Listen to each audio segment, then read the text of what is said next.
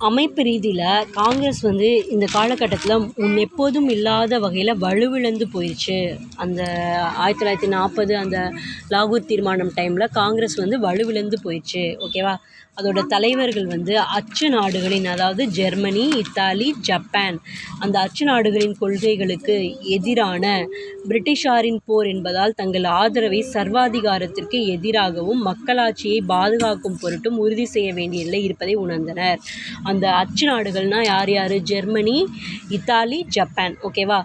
இவங்களோட அந்த அச்சு நாடுகளோட கொள்கைக்கு எதிராக பிரிட்டிஷாரோட போர் இருந்துச்சு. அதனால் தங்களோட ஆதரவை வந்து சர்வாதிகாரத்திற்கு எதிராகவும் மக்களாட்சியை பாதுகாக்கிற பொருட்டும் உறுதி செய்ய வேண்டிய நிலை இருக்குதுன்றதை அவங்க உணர்ந்தாங்க காங்கிரஸ்காரங்க.